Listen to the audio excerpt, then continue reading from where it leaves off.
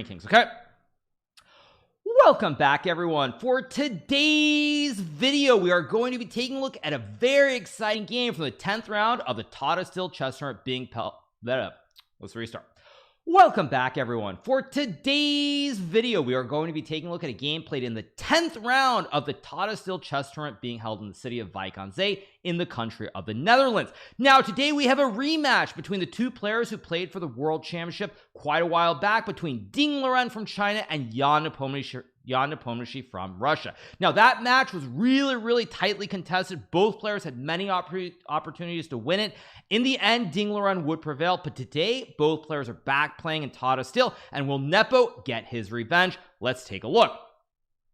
All right, so we have the game between Nepo and Ding. Nepo with the white pieces. Now, as you probably remember, the fateful game in the World Chess Championship from the rapid tiebreaker, Nepo also had the white pieces and lost, and today again with the white pieces as well. So the game starts with e4, and after e4 we get the move e5 from Ding, knight to f3, knight to c6, and now Nepo plays bishop to b5. After bishop to b5 we get the move a6 being played here. Now we have bishop to a4, knight to f6, castles, and bishop to e7. All this very standard so far. Nepo and Ding played the Spanish many times in the World Championship match. So we get d3, b5, bishop b3, and now Ding plays d6 here. Very slight trick here. If white were to play a random move like rook e1 for example, there's this move knight to a5, going after this bishop on b3 right away, since you have no squares where the bishop won't be captured or exchanged. If you go bishop d5, black can simply trade the knight for the bishop. If you play a move like h3 after knight b3, a b3, and castles, black is doing completely fine here because he has the two b's on e7 and c8. So instead we get c3 from Nepo here. So if black ever goes knight a5, you can retreat to c2 with the bishop from b3. After c3 we have castles being played here by Ding, and now we get this move a4 from Nepo, trying to chip away at the black queen side. Now after a4 is played here, Ding decides to play the move bishop to d7 here, and the idea behind bishop d7 is quite straightforward. When bishop d7 is played, black wants to try and contest the a file here. If white chooses to trade the pawns on b5 for example, now black can potentially claim the a file, maybe even go rook b8, maybe knight a5 and c5, and black's position is completely fine. So in this position after a4 bishop d7, Nepo now decides to play the move bishop to a2. One of the big things in the Spanish or the Italian is it's very tricky to know where you retreat with this bishop. Do you go to a2? Do you go to c2? Where do you go? It's very similar to the Gucci piano, where from the black side sometimes you're not sure. Do you push a6? Do you push a5? Do you go bishop a7? Do you go bishop b6? A lot of different options. So Nepo plays bishop a2, and what he intends to do is keep an eye on this long diagonal for the rest of the game.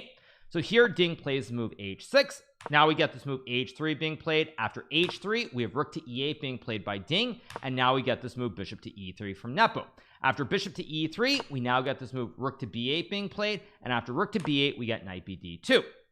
So what Nepo is doing is just finishing his development. Both players are putting their piece on the squares that make the most sense. Black is intending maybe to move the bishop to f8 and contest this open e file. Let's say white goes let's say we got bishop f8 and white plays d4 for example. After takes knight e4, black is simply up a pawn in the center of the board.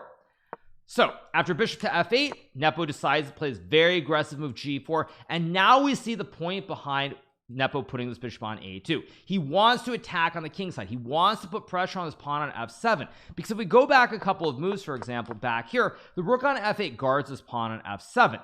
But when we get to this position after g4, now there's massive pressure. Rook no longer can guard this pawn on f7, and therefore Ding decides to play bishop e6. Now you might also be wondering, well, in classic chess you're being told, we tell beginners, don't push the pawns in front of your king. But what's going on here is that Nepo understands that Ding will not be able to create any pressure on the king side. In fact, he has to play bishop e6 to try to get rid of this very powerful bishop on a2. But now after the trade, takes, Nepo goes g5, opening up the king side, trying to put the knight on g5, and in the long term he wants to scoot the king over to h1 or h2 and then play on the open g file. So here Ding takes, Nepo recaptures. Now we get rook to e8, and the move king h2 is played by Nepo. Nepo very clearly rook g1, queen f3, attack on the king side. Black's pieces look nicely placed, but he doesn't really have a lot of defense around the king. You've got this one bishop and these pawns, but if white can use this open g file, go queen f3, maybe even get the double stack. Let's say you got a position like this, just to illustrate the point, where white gets these rooks on the g file here with the queen on f3. White is in really good shape here. Computer already says that white is winning because there's massive pressure on the king side, massive pressure. So after king to h2, we get this move d5 being played by Ding, and now we have this move rook to g1. After rook to g1, Ding plays d4, we get pawn takes, and now bishop to f4 is played. Now what Ding is trying to do is he's trying to create pressure in the center right away. One of the ideas he can go for is something like knight b4 and c5 c4, or what he plays in the game with bishop d6, trying to get this knight to the center, maybe e5 or b4, but essentially trying to limit white's attack on the king side. After bishop d6, we get bishop g3 being played here by Jan, and now after bishop g3, bishops come off the board and Ding plays queen d6, pinning the rook on g3 and still trying to prevent queen to f3 with knight e5, or even going queen to f4 himself to stop white from pushing f4 and e5. Here Nepo decides to play the move king g1, and now we get the move rook to a8 from Ding. Now we get rook takes rook, and you're probably thinking, looks like Ding is okay. He's traded off some rooks. White only has this rook on the open file. Long term, if white cannot get f4 and e5 being played here, probably white is not getting a big attack, and the pawn structure is also a little bit split with the pawns on h3 and f2. So in this position, we now get this move queen to b3 being played by Nepo, and now we have this move queen to d7 from Ding. After queen to d7, now we get the move knight df3 being played by Nepo, and after knight to f3, Ding decides to play the move rook b8.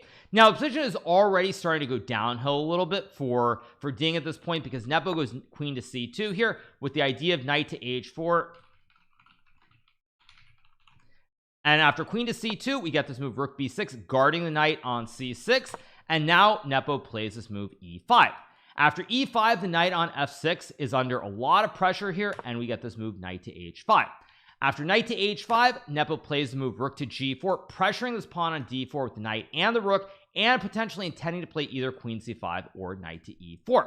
After rook g4, we get this move rook to b8 being played by Ding, and after rook to b8, Nepo goes queen c5. Now Nepo is really starting to overwhelm Ding in this position. He's a very active queen, very active knights. The pawn on d4 is very weak. You can even push for e6 here, and the position is really dire.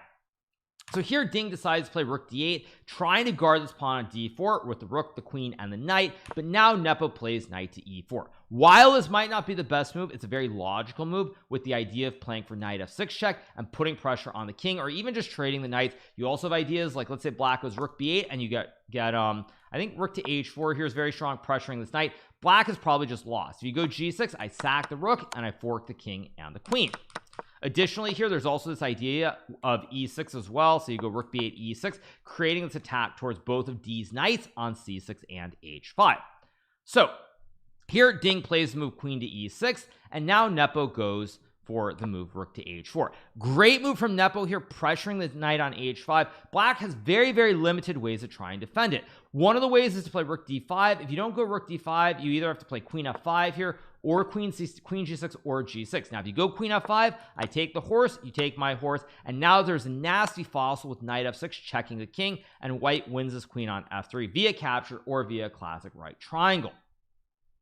If black decides to play the move queen to g6 here, which is another option, in this position white can just simply move the king away. Again, queen f5 doesn't work because of knight f6, and in this position now you're in a lot of trouble. Both knights are under attack. Say you play a move like rook e8, for example, white can sack the rook, take the horse, and attack the rook. If you play a move like rook b8, for example, now there's e6, opening up the diagonal, or opening up the file, I should say, laterally, and black cannot save one of these two knights.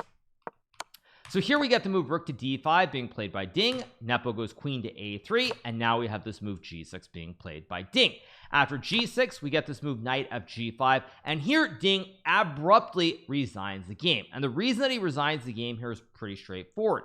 If you play the move queen takes e5, which looks like the obvious move here, white can go queen to a8, checking the king, attacking the knight. You block with the rook, I take the knight, GG, you're just down a piece. If you play the move knight to d8, now I can sack the rook for the knight on h5. You take, then I sack the queen for the rook, and after takes knight f6, it's a fork of the king and the queen, and after the king moves, there's knight takes queen, and white simply has an extra knight on the board and will win very soon. Now if black were to play queen e8, this also loses to the rook sack, because after rook takes knight, pawn takes knight f6, we get the classic family fork with the knight forking the king, the queen, and the rook at the same time. Queen d7, same thing, takes a knight f6, and if you go queen c8, which is really the only other option that you have here, again white sacks, goes here, knight takes d5, white has an extra knight on the board, and after queen to f5, white can simply play f4 here, pawns guard each other, queen guards a pawn on d3, knight guards a pawn on h3, and white just wins the game in short order.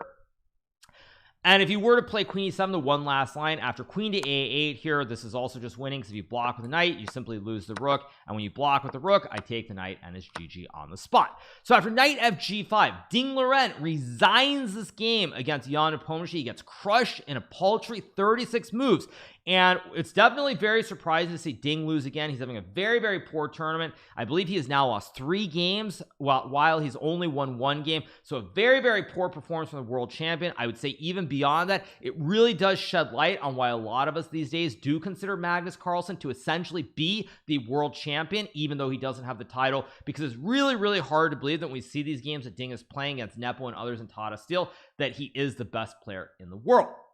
So a very, very brutal game for Ding, down to number 5 in the world ranking. He's now number 5 after Magnus, Fabiano, Hikaru, and Nepo, who has surpassed him.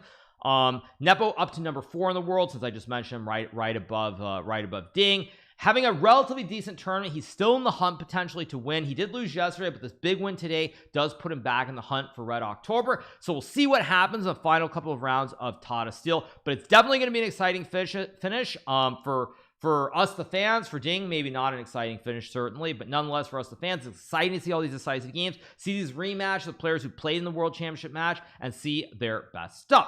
So on that note, I hope you guys have enjoyed this recap from the 10th round of the Tata Steel chess tournament being held in the city of Wijk aan Zee and in the country of the Netherlands. If you have not subscribed to my channel yet, make sure you smash that subscribe button below, and we will be back soon with some more great recaps from Tata Steel as the tournament heats up in the home stretch with the final 3 rounds. See you guys soon. Have a good one.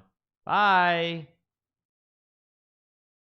Okay, you guys, so on that note, we are going to be moving over to Kick, and we're going to be moving over to Kick, and I'll see you over there in about 30 seconds. We're going to be playing in Arena King, so let me see you over there, and we'll go right over now. See you on Kick in just